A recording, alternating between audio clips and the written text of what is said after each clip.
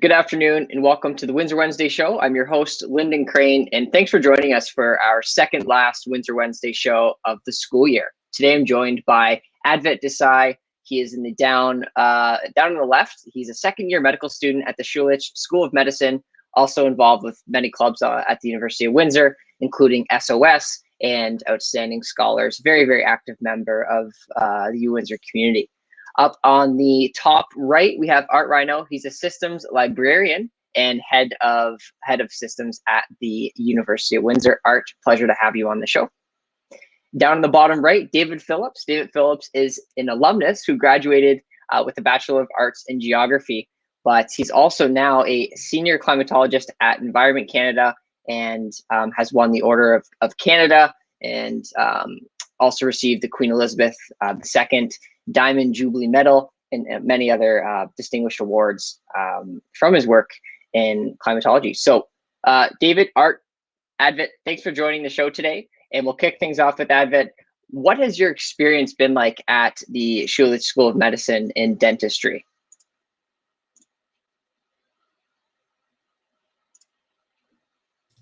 Can you hear me all right? Yes. Sweet. Thanks for the question, actually.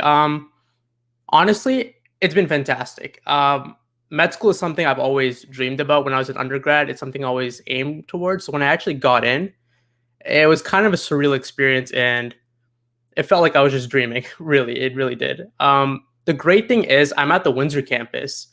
And at the Windsor campus, we have less than 40 students there. So when we first started, it was as big as like any high school or grade school class. So I meshed with my classmates really well. We all know each other. We're like a really tight family. And because of that, I have these great connections now. And I know we're in a time of COVID and we can't really meet and stuff, but I had these great friends where I can, just hang out online. We'll sometimes watch movies.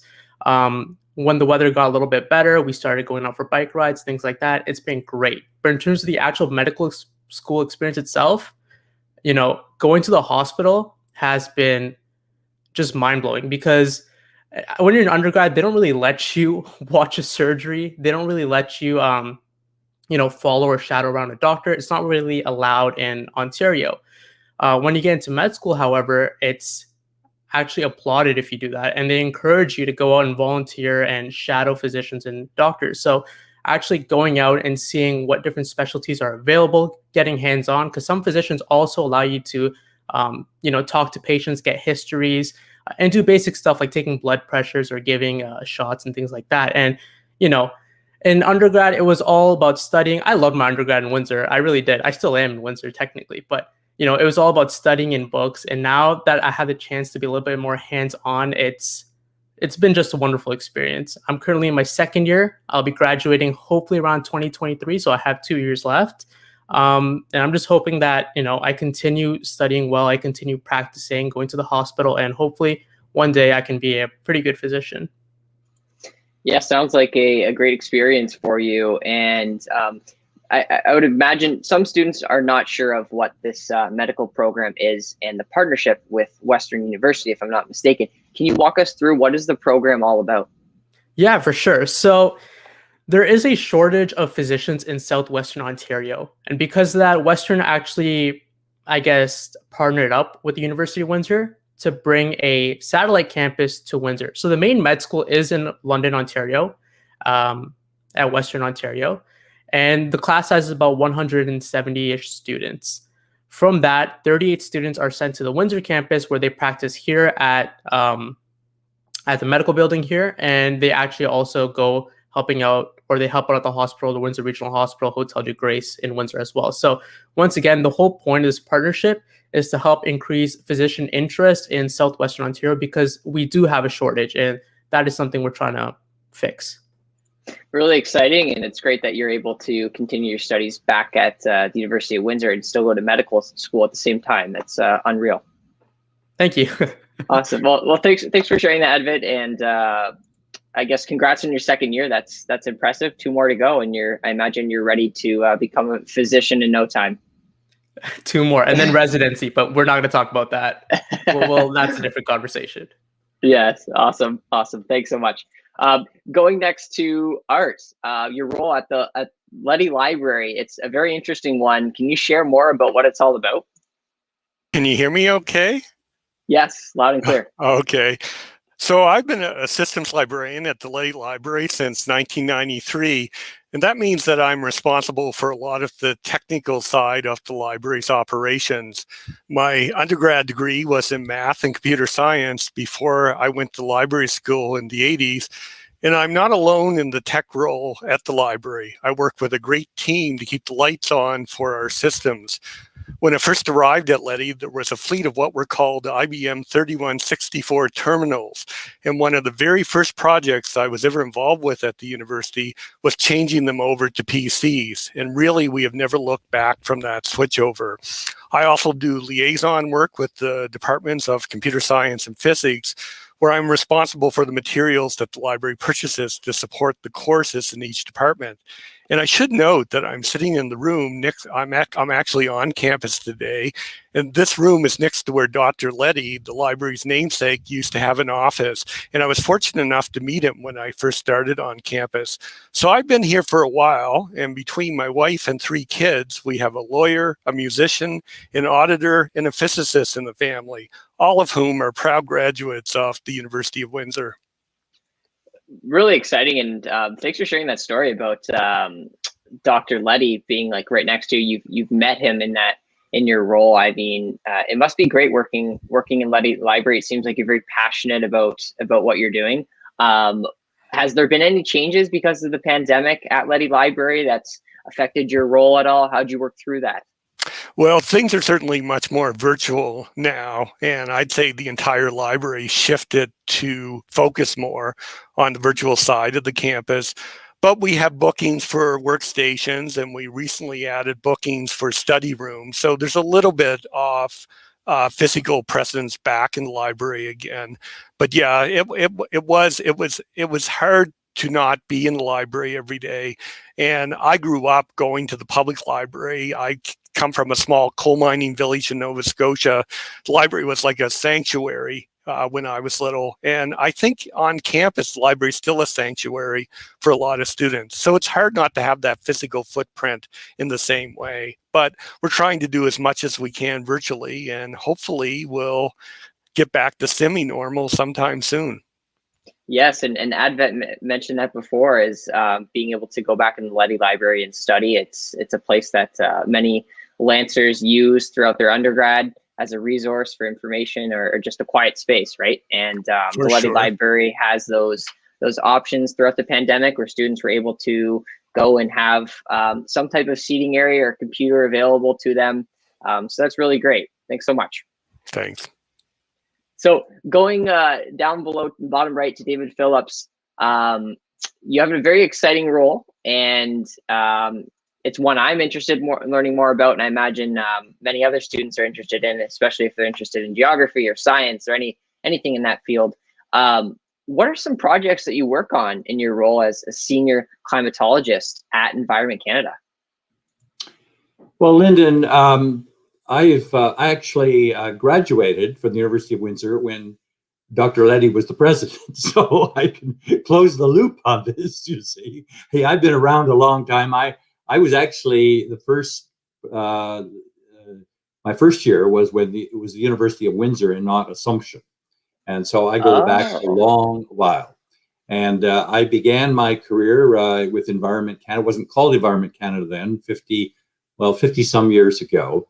And I think there have been 3 phases of my career, which I'd like to describe for you and the listeners. The first phase was really doing research on the Great Lakes. And it was to look at the lakes in 2 ways, the effect of the weather on the Great Lakes, and to research that.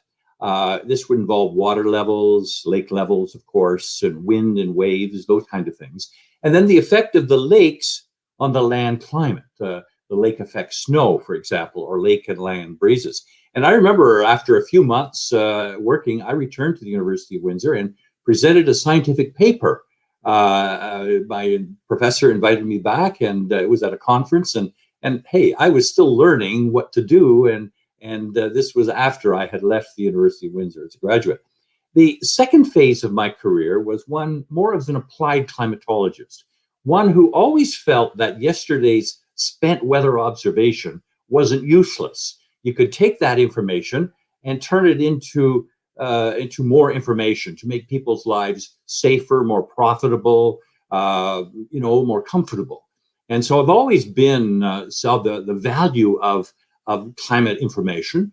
And so I would draw maps and atlases and publish articles and books on this applications, how you can build better cities and grow better crops using weather information, because the past was a guide to the future. So, but I did one study in that phase called for Treasury Board. It was called the Climate Severity Index for Canadians. And I had to come up with where was the toughest weather in Canada. And because they wanted to pay people more money if they lived in a tougher place. So if you did the same work in Sarnia as you did in Fort McMurray, well, you'd be paid more money in Fort McMurray because the weather was tougher, the environment was more difficult, it was more stressful. And so it became a real popular item. It's still used today by the RCMP to decide who gets more money having to live in isolated communities. But also there was a lot of controversy with that study, and it provided my first opportunity to go on television, and my knees were knocking. I was very stressed out and had to explain the study, and because it was pitting one city against another. So then began my sort of third phase of my career, more of public outreach, telling Canadians or teaching Canadians about their weather and their climate and the importance of it and what have you. And so in that particular phase, it's been by the longest phase, probably 25 years doing that. I published a lot of books and magazines. I gave talks in public groups and lectures, and I did a weather calendar that made millions of dollars for the Canadian government. So, hey, I'm an entrepreneur in that. Didn't get any money for it, but hey, a lot of satisfaction that it was a lot of interest. And of course, I do a lot of media interviews. And let me just tell you today what my day has been like, and it gives you a sense of what I do and why I love what I do. At 8 o'clock this morning, I did a radio interview in CJAD from Montreal to talk about the April Fool's storm that they're going to get tomorrow, and they better hunker down. And then at 10:30, I spoke to CTV National News by Zoom on the drought severity in the prairies, a very serious situation for farmers there. And after this, I talked with CKWW in Windsor about the Easter weekend and what's coming up for the summer. And then this afternoon, I speak to a small group in Brampton, Ontario, to talk about what's happening to their weather. It's a service club, so it's sort of a public outreach for there. So, hey, it's never a dull moment. I love what I do, and that's probably why I still work and probably should be retired. But hey, it's a labor of love for me. I really no words. I think that's very interesting, what you just shared with us, and talking about the worst weather. I don't think Windsor is one of the places, since it's probably in the 50s in the end and middle of March. But no, yes. David, where did this interest spark in studying climatology and learning more about this? It's very fascinating. Well, Lyndon, people ask me that, and they say, well, you must have been a weather weenie, 4 years old, and you had instruments in your backyard. No, it wasn't. I mean, I was born in Windsor and raised in Windsor. Of course, you get a lot of wild and woolly weather in Windsor. I remember my mother was always scared of tornadoes. It's the tornado capital of the little beginning of Little Tornado Alley in Ontario. It's the thunderstorm capital of Canada, humidity capital of Canada, but also it's the one city that has the best falls in Canada. I always tell people that's what should be on your bumper sticker there in Windsor, that there's no other place in Canada that has more pleasant falls than Canada. So really, it was through my attending University of Windsor in geography. I had great professors and who instilled in me a passion for observing my surroundings and recognizing how important and useful that can be for yourself, but also for other people. Very, very interesting, and I'm glad UWindsor was where you're able to get the taste of what you're doing now, right? Being in the business for a while and having multiple different experiences under your belt. So thanks for sharing that, David. Sure. Thank you, Lyndon. Going back to Advait, I hear you have a podcast show. Tell us more about this project that you started. Yeah, for sure. So first of all, I don't know how I'm gonna like top up what was just said like a few minutes ago, but I'll try. So I actually started a podcast called Tacky Talks with some of my classmates, and how this actually started was it was just a joke. So this was when the pandemic first hit. I got a new mic because my mic didn't work properly, and then my friends kind of just made a joke like, "Oh wow, you bought a professional mic, you should start a podcast." Once again, I just bought this for my classes, nothing else.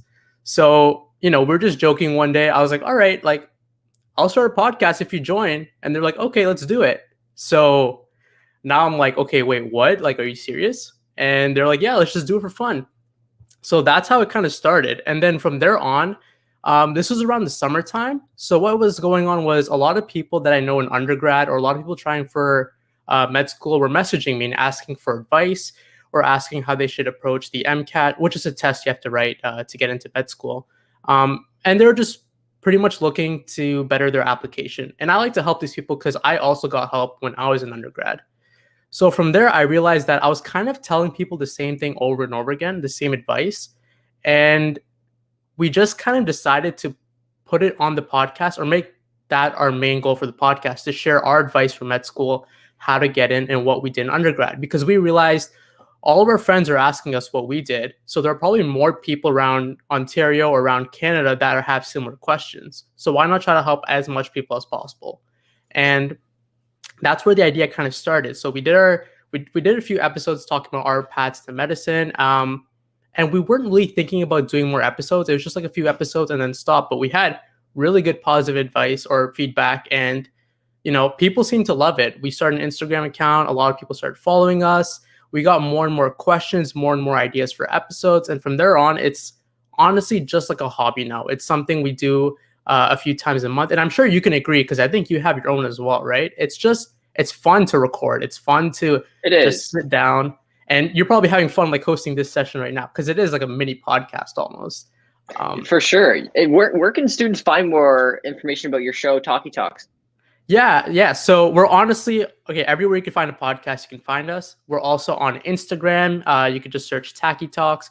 We're on YouTube as well. We also have a Facebook page. And if you want, you can just message me on Instagram or Facebook if you just want advice, or if you want to let me know something. I'm down to help too, personally. But yeah, we're on pretty much all the social media platforms: Instagram, Facebook, YouTube, and obviously like Spotify and Apple Podcasts, Google Podcasts, all those things. Awesome. Well, for those aspiring doctors looking to get into med school, seeking that new advice from somebody who's done it, Tacky Talks is the great way to do it. And just like Advait said, you can find it wherever you find your podcast. So thanks for sharing that. Thank you. Going back to Art. Art, I know you have a variety of projects that you've done under your belt.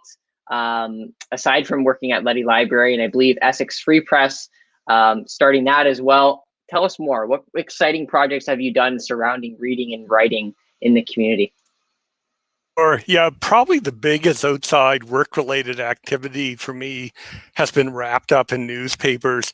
Newspapers have almost always been a significant part of my life. My mother worked at one time for a once mighty daily newspaper in Nova Scotia called the New Glasgow Evening News. And my wife, Lori Brett, came from a newspaper family, and publishing was in her blood. In 2003, her father was ready to step back from the helm of the Essex Free Press, which her family had published since the 1890s. And she and I took on the role of putting together a newspaper every week. We sold the newspaper after about a decade. The writing was on the wall at that point for community newspapers in Ontario. But it was during our publishing days that I first became interested in newspaper digitization, and that is the process of scanning old newspapers and making them publicly available. I had the extreme good fortune to be invited to the Internet Archive in 2006 for the launch of a project that became the Open Library. And I had even better luck to be seated beside the late, great Aaron Schwartz at that event, who was a famous programmer and activist. The Open Library was one of Aaron's many great initiatives, but he was intrigued that I was connected to a newspaper and asked how I would feel if the entire back file for the Essex Free Press was put online, to which I replied that I would be delighted to see that happen. This led to a pilot project with the Internet Archive and an organization that was then called Our Ontario, but is now a standalone nonprofit called Our Digital World, our ODW. I am still on the board of ODW, and that pilot project still continues. Along the way, ODW has become a recognized leader in working with historic newspapers in Ontario, and even some international projects, including work for the World Bank's Conflict and Development Team based on newspaper images collected by the Violent Conflict in Indonesia project. The Liddy Library and the University of Windsor have been strong supporters of newspaper digitization from the very beginning, and Essex County has a very rich newspaper history. Newspaper digitization can be very expensive, and Canada does not fare well when it comes to funding newspaper digitization projects, particularly compared to our friends on the other side of the Detroit River. But we have still managed to scan millions of pages from many local titles, mostly from microfilm, and are still working towards getting them all online. Very, very interesting. And if I'm not mistaken, many students use these internet archives to actually find information from the past. Is that something that you've been seeing students are using? Yeah, newspapers are an incredibly rich resource for particularly community history. I mean, they really capture things no other media did for decades. So, they're a rich source, particularly of historical information, but really all sorts of things.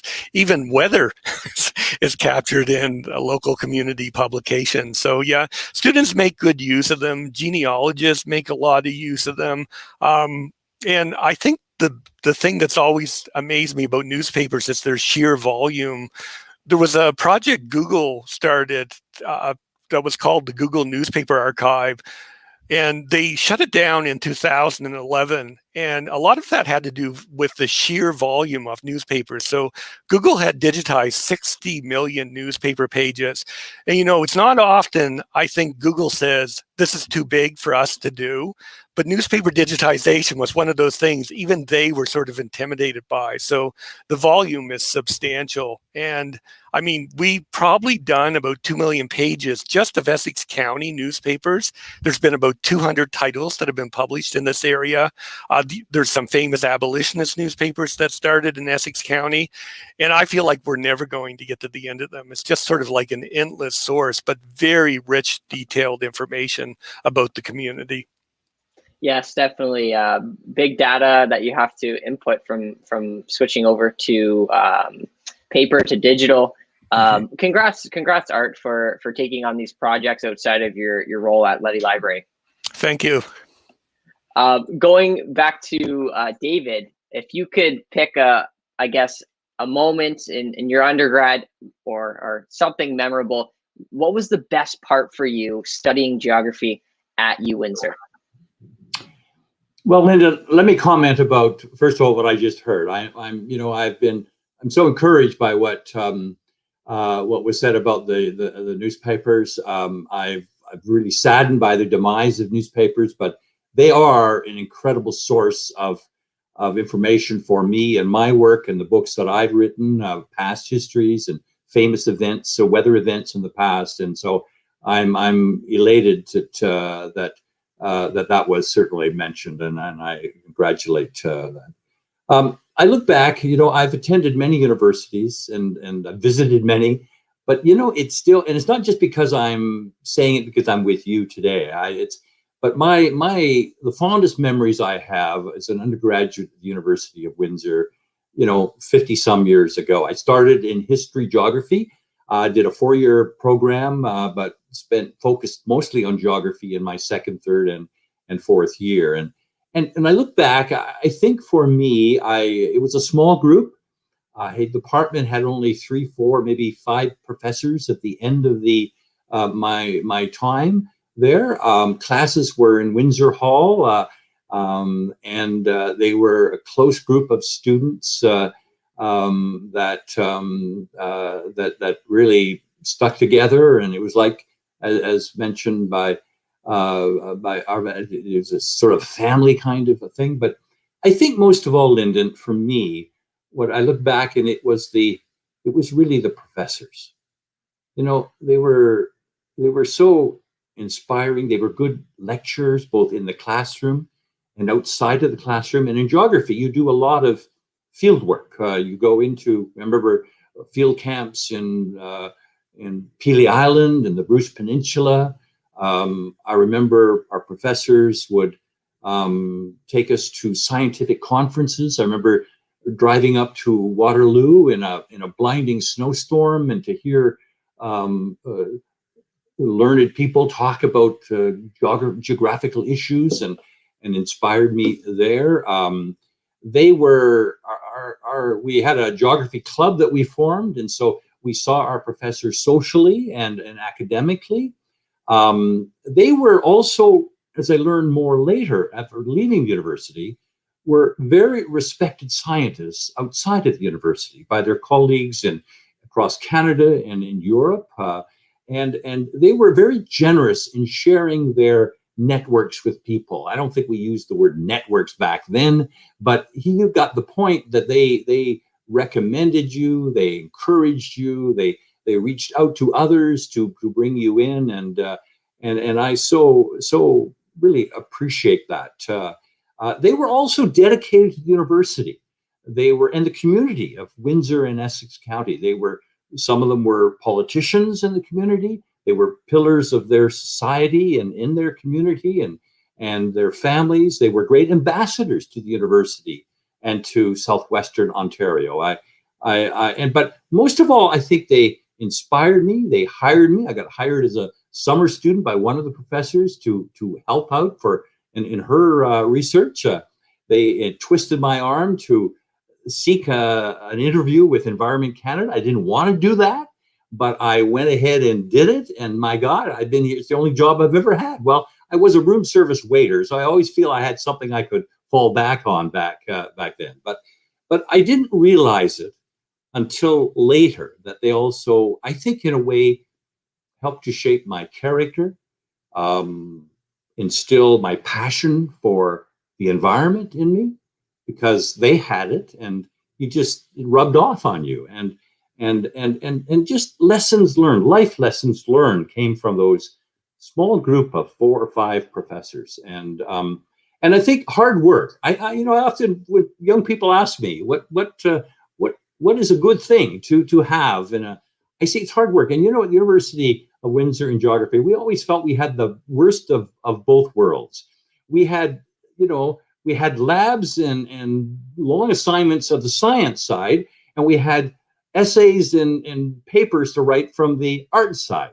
So we felt cheated in a way, but hey, it was always hard work, and I think that became a lesson of life for me from my time at the University of Windsor.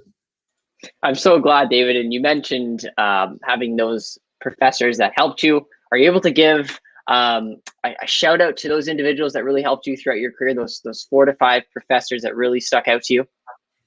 Well, I am. Unfortunately, some of them have passed away. So I think that is always but Marie Sanderson, who was, who really was the creator of the Great Lakes Institute at the University of Windsor, a very well-respected and Wow. And she went on, and Tony Blackburn became the president of Nipissing University in North Bay. They were just good people. They kept touch with you later on. They applauded you at your successes. They would give you advice, and they were professors, but they were friends too. Yes, well, that's the best thing about having those instructors at the University of Windsor. And you mentioned the Great Lakes Institute. I mean, it is a huge organization now at the University of Windsor, and being that, right, like you never know where your degree or your teaching at the University of Windsor will take you afterwards. So it's a really great story that you shared with us. Thank you. So to all our guests, you joined us for our second last show of this semester, and I do appreciate that. And I think each of you, being in some type of background in STEM, whether it's information systems, climatology, or science, medical areas, I think we've all had a conversation that really intertwined with one another, are the things that we mentioned today. And you each have really, really different backgrounds. And I thought that was very, very interesting from a host perspective, and then also from the students that are watching. So I really appreciate your time, and most importantly, your insight that you shared with the great guests that watched. Thanks so much. So we'll see you very soon. And to our guests and our host and those watching, thanks for being here. And we'll see you next week.